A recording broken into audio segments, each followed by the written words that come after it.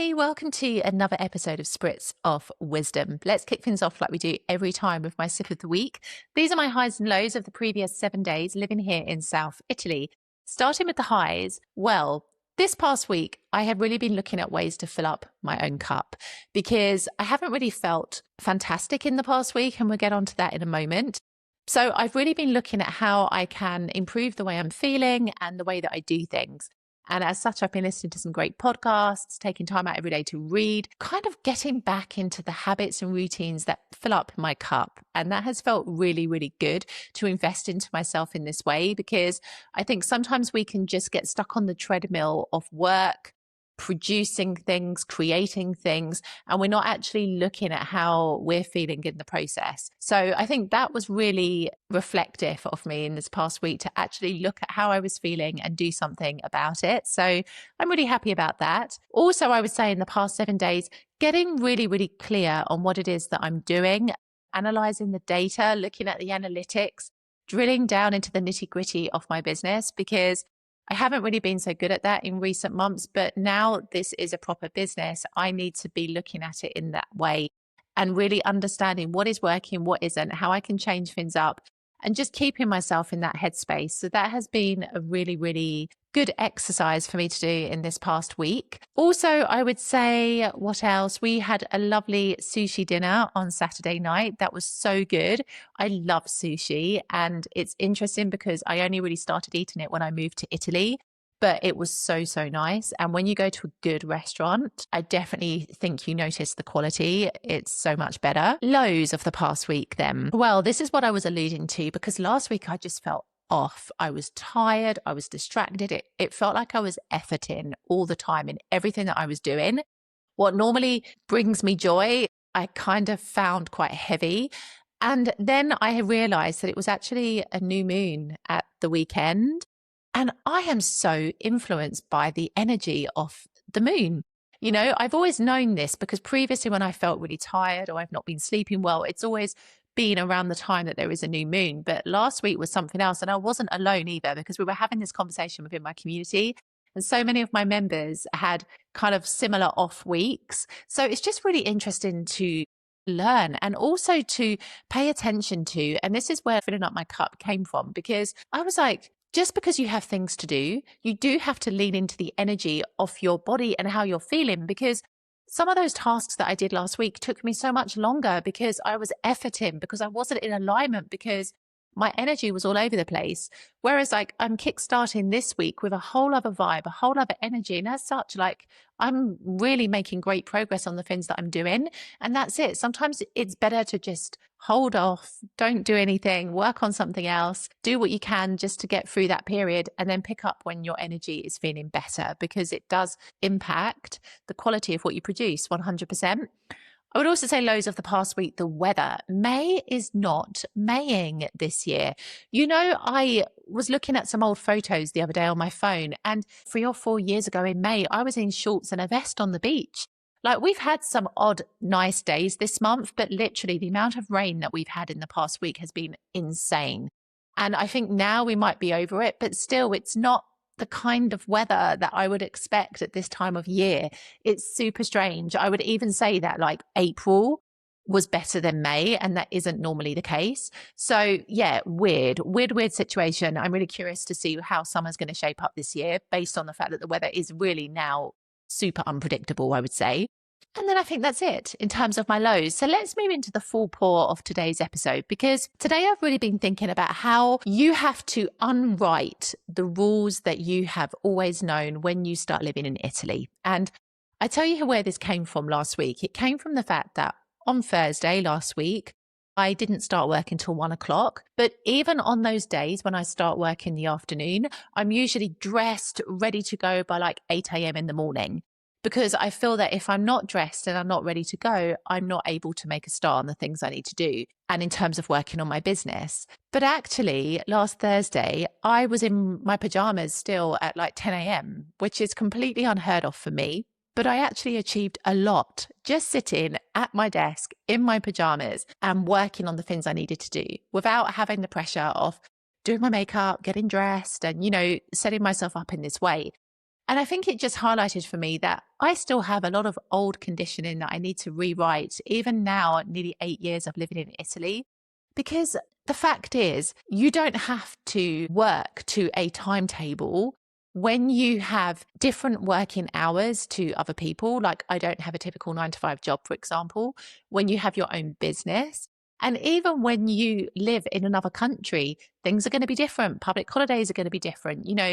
Operational hours for businesses are going to be different. You're not necessarily going to have the same experience in Italy as you would in another country. And so I do think you have to rewrite some of those old rules and old behaviors that you've become so used to in your life when you start living here. And it's interesting because I was literally like, moving to Italy is starting your life over, absolutely. But it's in every single respect. It's not just the location. It's not just your food. It's not just your everyday life and your lifestyle. It's also in your habits and your behaviors that you're going to have to unlearn and relearn to adjust to life in this country. And it was just a really interesting concept. And it also got me thinking about trade-offs as well, because I've been reading Emma Greed's book and it's amazing. And she talks about trade-offs in that book, in that you can have it all, but just maybe not all at the same time. I do think that there is this unhealthy kind of take on things, in that if you hustle and you work hard, you can have a work-life balance, and inverted commas, you can have it all, but it's just not true. Because if you really are working hard at something, certain things are going to give in favor of you working hard. If you really do want to have it all, you're going to have to make different decisions and sacrifices in order to arrive at that point. It's not possible that you're going to be available every evening for an aperitivo if you really, really want to build something successful. It's not possible that you're going to have the money to spend, on meaningless things if you're building something, because you need to be reinvesting everything that you have into what it is that you're building. So it is a trade-off. And it is also a trade-off when it comes to moving to Italy, because I don't believe that you can move to Italy and have it all. I think you'll have some things at some parts of your journey here and other things at other times. Like, you're not going to have everything all at the same time. I think about my life now. I work from home. I've been working from home now for over a year. And it's a trade-off because I have the flexibility. I love the fact I don't have to go out when it's raining. But then the trade-off is that I'm not having a lot of human interaction during the week, apart from like when my boyfriend comes home, or I see people if I have to go out for something. My level of interaction, in-person interaction, has declined a lot. I'm also spending so much time staring at a screen. And even though, I have the necessary breaks and I follow like the smart working regulations, I'm still spending a lot of time just talking to a screen. And that isn't really how we're meant to be wired as humans. And I also think as well, in terms of trade-offs, that I'm spending a lot of time at home. And I love my home, but sometimes you appreciate your home so much more if you're not in it 24/7. And so that is a trade-off. But for me, at the stage of life I'm at now, with what I'm building and what I'm creating, I appreciate having this flexibility so much that I'm willing to sacrifice the other aspects for the time being, because I can see that it's allowing me to build what it is that I want to build. But it's not easy. And that's the point I'm trying to make. Like, you can choose to move to a particular part of Italy and have many wonderful things, but then maybe not have other things. Like, I live in the south of Italy. My trade-off is that I have beautiful weather most of the time. This year's a little bit of an exception, I think. Beautiful food. People are really open and friendly. I've got the lovely sea. But then the trade-off is that the career progression and opportunities are not really here. And if I want to do something connected to my business, or I want to grow what it is I'm doing, I'm looking to other parts of Italy or even outside of Italy entirely for that. And so that's a huge trade-off. Also, having to recognize that where I live maybe means that I don't have the kind of way of life that I have been used to all of my life. Like, depending on where you live in the south of Italy, you're not necessarily going to have a huge variety of cuisine and restaurant choices to choose from. You're not necessarily going to have this hustle bustle kind of life that you might be used to if you come from the city, depending on where you are, of course. I mean, I would say Palermo and Napoli are two very, very busy cities, but it's just different. And so you do trade off certain parts of your life when you move here to Italy, and it's just natural. And, you might find that you arrive at a point where you want more of what you don't have. And that's when you're going to trade differently in those situations and change your life entirely. And it's this. And I think we need to stop making ourselves feel like we can have it all at once, because it's not real. And I think this is where burnout comes from. This is where there is this insane hustle culture that creeps in. especially online, of people looking like they're constantly working, but underneath it all, they're deeply unhappy. I have really been so reflective in this past week, looking at how I need to make improvements to my life. One of the things I've decided to do is to feng shui my office, because although I love the layout I have in my office and everything just seems to fit perfectly, it's not in alignment with feng shui. And I do like feng shui a lot. I wouldn't say that I have every single room perfect when it comes to feng shui, but I try to follow the main principles of it. And really, my desk faces a wall, and that is like one of the worst things that you can have for feng shui. So I need to make some changes. And I think next weekend, I'm going to be like jigging around my office a little bit and seeing how I can make it work. But I need to be in the command position in my office, absolutely, which means I need to have a solid wall behind me. I need to be able to see the room. And this is actually a way to invite opportunities into your life and to make you feel more secure. So I truly believe in this, absolutely. And so I'm looking at my life thinking, okay, well, I have felt a bit stuck recently with like my business and what I'm creating. I have felt a bit creatively blocked at points.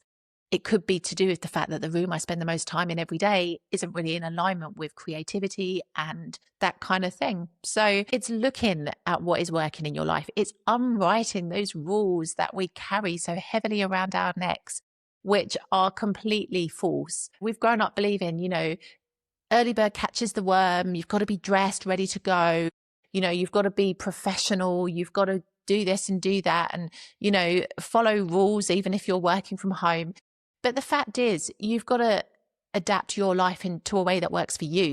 And that isn't necessarily going to fit the conventional 9 to 5 norm that a lot of people swear by. You've got to learn to trade things off, and you've got to know like what's a priority for you in that moment of your life, and accept the fact that it means you're going to sacrifice other parts. But that is always evolving. It doesn't mean it will always necessarily balance in that way. And so this has been what I've been thinking about for this past week. I always keep these podcasts real. I always share with you kind of what's going on in my life, how I'm feeling, because I think it's important for you to understand that you go on a journey when you start living in Italy. I have been on many a journey since I arrived in 2018. I would say that I'm very grateful for the lessons that I've learned, but I'm also really grateful that I don't stop learning, because that is the thing. With every experience, you grow more. And as I heard in a podcast episode today that I was listening to about neuroscience, you grow through what you go through. And I was like, that is so, so true. So all of the challenges that I've had in nearly 8 years, they've led me on to the next stage in my life. And they have been opportunities for me to up level, to change, to make improvements in some way. And that's how I'm feeling like this period of my life really is at the moment as well, because I feel that there's changes I can make to improve aspects of my life, particularly with the way that I manage this whole smart working situation. And so the first step, feng shui my office and change the energy in this room, and then start to see how that inspires me and the next steps that I'm going to take. So my chin chin for you this week is to do exactly what I've done. Start looking at your life in this way. Start looking at the rules that you place on yourself and the things that you tell yourself to do. Are they things that you have to do? Is it essential, or is it just conditioning that you've been carrying around since you were a child, something you were told at school, whatever it may be, but that doesn't actually fit into your life and the circumstances of your life today? Also think about trade-offs, like what are some things that you need to perhaps do less of in order to do more of something else, and vice versa? And how can you let go of this unnecessarily perfect image of having it all? Because I think if you are stuck in that camp, it's really unhealthy and it's not doing anything to improve your mental health or to make you feel good. So a lot of reflection in this week, but this is new moon energy. It's all about this kind of thing. And so I hope that these little things can help you to move through it, because I do think we hold ourselves back. A lot of the time it's ourselves. We get in our very own way, and we just need to shine the light on it so that we realize that and we can actually do something about it. I will see you in the next episode.